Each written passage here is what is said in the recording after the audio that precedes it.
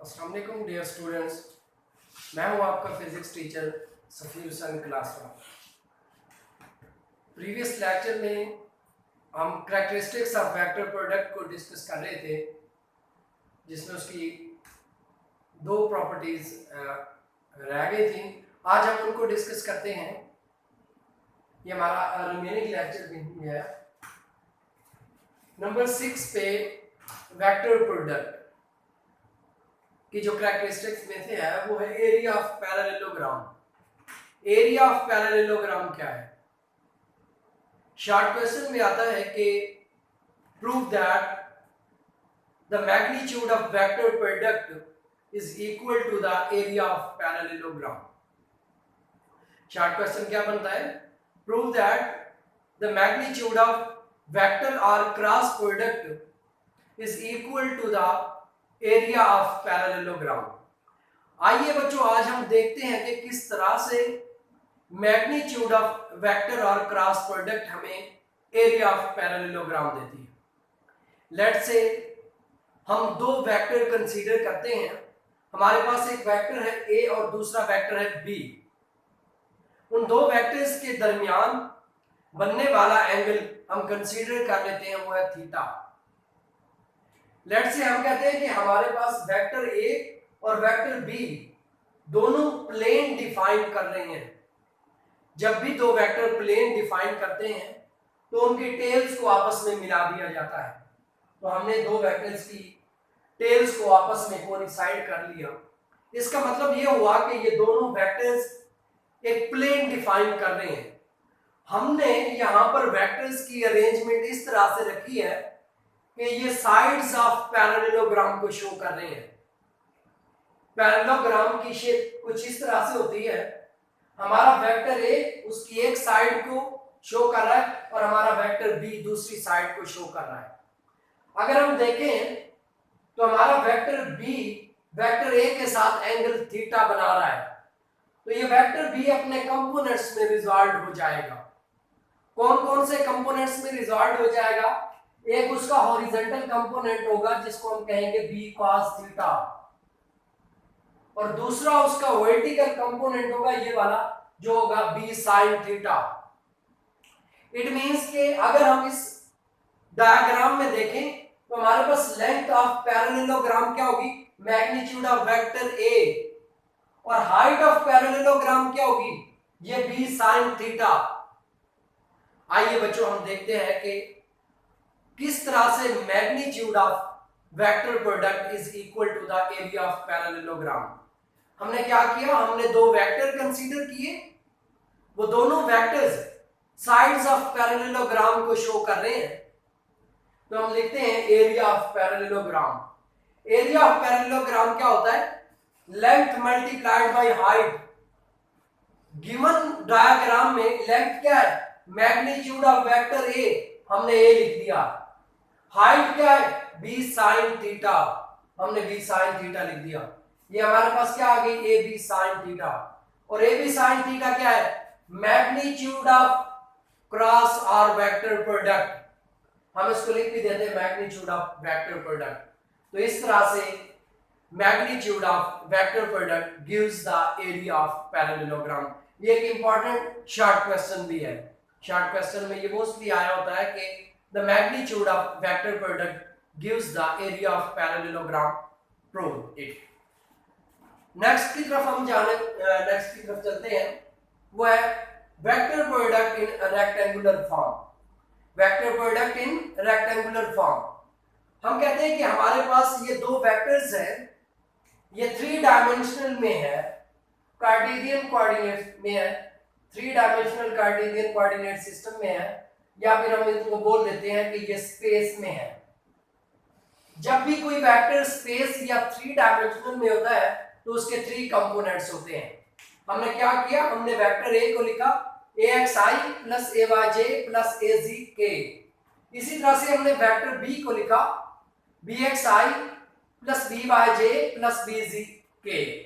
अब हमने क्या करना है? हमने इनका वेक्टर प्रोडक्ट फाइंड करना है। हमने क्या लिख दिया? a cross b। जस्ट हमने क्या करना है? a की वैल्यूज पुट करनी है और b की वैल्यूज पुट करनी है। बीच में क्रॉस का साइन वैसे ही रहेगा।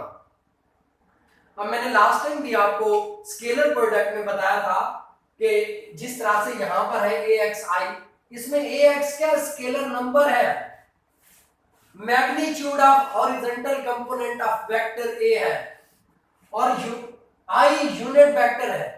ये जो क्रॉस का साइन है ये हमेशा वेक्टर्स के दरमियान में रहेगा, ना कि स्केलर्स के दरमियान में। अब हम क्या करते हैं, अब हम इन कंपोनेंट्स को मल्टीप्लाई करते हैं। सबसे पहले हम AX को मल्टीप्लाई करते हैं इन 3 कंपोनेंट्स के साथ। AX मल्टीप्लाई जब होगा इसके साथ BX के साथ, हमने क्या लिख दिया AX BX। यहां पर भी I यूनिट वेक्टर है और यहां पर भी I यूनिट वेक्टर है, तो ये क्या होगा I क्रॉस I। बीच में प्लस का साइन है, प्लस का साइन हमने लिख दिया। फिर क्या हो गया AX BY I cross J plus AX BZ I cross K। इसी तरह हम क्या करेंगे, सेकंड कंपोनेंट को मल्टीप्लाई करेंगे इन सब के साथ। सेकंड कंपोनेंट कौन सा है, AY BX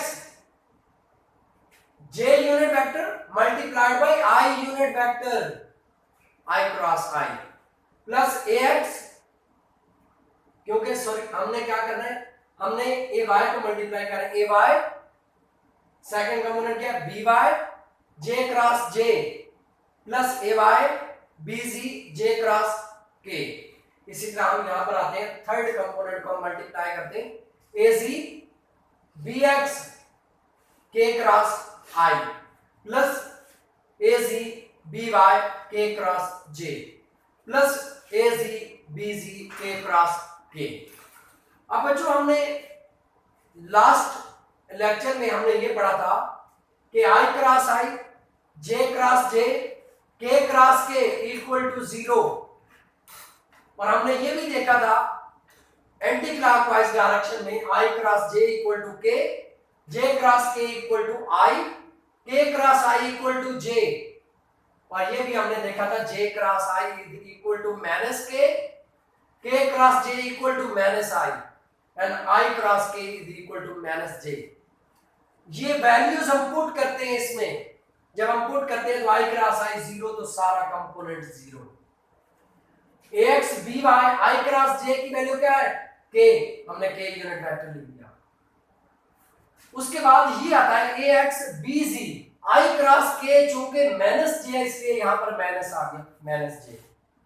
इसी तरह से यहां पर आ गया AY BX J cross I minus K, इसलिए हमने यहां पर माइनस K लिख दिया, प्लस J क्रॉस J 0, तो सारा component 0। AY BZ J cross K I के इक्वल होता है, हमने I लिख दिया, plus AZ BX K cross I J minus, क्यों आ गया AZ BY K cross J किसके इक्वल है, माइनस I के, तो यहां पर माइनस आएगा, प्लस K क्रॉस K 0, तो सारा कंपोनेंट 0।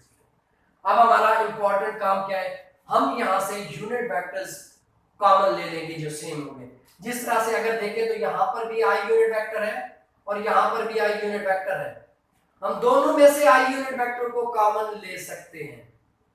जब हम I यूनिट वेक्टर कॉमन लेंगे तो क्या बचेगा, AY BZ minus AZ BY। इसी तरह बच्चों हमारे पास J के भी दो कंपोनेंट, एक ये और एक ये। ऑर्डर को सेम रखने के लिए हम माइनस J कॉमन लेते हैं। जब हम माइनस J कॉमन लेंगे तो ये प्लस हो जाएगा AX BZ, ये माइनस का हो जाएगा minus AZ BX J unit vector. इसी तरह K यूनिट वेक्टर हम जब कॉमन लेते हैं तो ये क्या होगा, AX BY minus AY BX। ये आ गया A क्रॉस B। जब भी आपको दो वेक्टर्स गिवन होंगे उनका A cross B means vector product किसके इक्वल आ गया, इसके। इसी फार्मूले को, इसी रिजल्ट को हम डिटरमिनेंट फॉर्म में भी लिख सकते हैं। वो एक इजी वे है, जब हम न्यूमेरिकल्स को सॉल्व करते हैं तो ये इतना काम करना बहुत मुश्किल हो जाता है। हमारे पास एक और मेथड है जिसको हम डिटरमिनेंट फॉर्म या डिटरमिनेंट मेथड कहते हैं, उससे हम न्यूमेरिकल्स को इजीली सॉल्व कर सकते हैं। आइए बच्चों देखते हैं डिटरमिनेंट फॉर्म क्या है। हम क्या करेंगे, हमारे पास दो वेक्टर्स है ए और बी, हमने उनका vector or cross product find करना है। हम क्या कर रहे हैं, फाइंड ए क्रॉस बी। हम यू डिटर्मिनेंट बनाएंगे, ये मार्ट की फॉर्म है, उसमें हम वेक्टर्स के कंपोनेंट्स लिखेंगे। मींस के वेक्टर्स के 3 कंपोनेंट्स थे, उनके डायरेक्शन को रिप्रेजेंट करने के लिए 3 यूनिट वेक्टर्स थे, हमने लिख दिए I unit vector, J unit vector and के यूनिट वेक्टर। पहले कौन सा वेक्टर है, ए, तो ए के कंपोनेंट्स लिख लें। उसका हॉरिजॉन्टल कंपोनेंट था ए एक्स, वर्टिकल था ए वाई, जी कंपोनेंट था ए जी। इसी तरह सेकंड पे बी है तो बी के कंपोनेंट लिख दें। क्या लिख दिया हमने, B X, B Y, B Z. अब इसको सॉल्व कैसे करेंगे, how we solve this determinant, इस डिटर्मिनेंट को सॉल्व कैसे करेंगे, बहुत इजी ट्रिक है। अगर आप फर्स्ट रो से सॉल्व करना चाहते हैं तो आइए उसको देखते हैं। सबसे पहला कंपोनेंट हमारा कौन सा है, आई यूनिट वेक्टर। आपने क्या करना है, आपने इस आई की रो को भी खत्म कर देना है और इसके कॉलम को भी आपने खत्म कर लेना है। जब आप इसकी रो और कॉलम को खत्म करते हैं, आपके पास 4 कंपोनेंट बचते हैं, कौन से, ए वाई, ए जी, बी वाई, बी जी। अब इनको सॉल्व कैसे करना है, आपने डायगोनल वालों को मल्टीप्लाई कर लेना है। कौन से, इन दो को, ए वाई, बी जी। अब ये वाले जो है यहां पर आ जाएगा माइनस ए जी बी वाई, ये आ गया। अब सेकंड हमारे पास क्या है, जे है। जे के लिए हम माइनस यूज करते हैं। इसकी वजह क्या होती है कि हम माइनस यूज क्यों करते हैं, असल में हमारे पास एक फार्मूला होता है, हम उससे इनको सॉल्व आउट कर रहे होते हैं। हम -1 की पावर में लेते हैं। असल में हम क्या करते हैं, -1 की पावर में लेते हैं। -1 की पावर होती है n क्या होते हैं, n होते हैं नंबर ऑफ कॉलम एंड रोज। अब जब हम i को सॉल्व कर रहे थे, हमने -1 की पावर n क्या है, number of rose and columns, totals हैं रोज और कॉलम्स की तादाद। जब हम i को कर रहे थे तो फर्स्ट रो और फर्स्ट कॉलम था, n की तादाद बन रही थी 2। जब हम n को 2 लिखते हैं तो -1 की पावर 2 क्या आ जाता है, 1 आ जाता है। जब हम j पे गए, -1 की power n, number of rose and columns क्या बन रहे थे, फर्स्ट रो थी, सेकंड कॉलम था, 3 बन रहे थे। -1 की पावर 3 क्या आ जाता है, -1 आ जाता है। इसलिए हमने यहां पर क्या लिखना है, जे के लिए माइनस लिख देना है, जे। अब जे को सॉल्व करने का क्या मेथड है, सेम, उसकी रो को खत्म कर दें और उसके कॉलम को खत्म कर दें। जब हम उसके कॉलम को खत्म करते हैं तो हमारे पास फिर से 4 कंपोनेंट बच गए। कौन से, ये 4, ए एक्स, ए सी, बी एक्स, बी जी। वैसे ही डायगोनल को मल्टीप्लाई कर दें, ए एक्स, बी जी। उनको जब सॉल्व करेंगे तो माइनस ए जी बी एक्स। सेम के लिए सॉल्व करेंगे। जब हम के के लिए सॉल्व करते हैं तो ये रो और ये कॉलम, सॉरी ये रो और ये कॉलम खत्म। अब भी आपके पास 4 बन रहे हैं।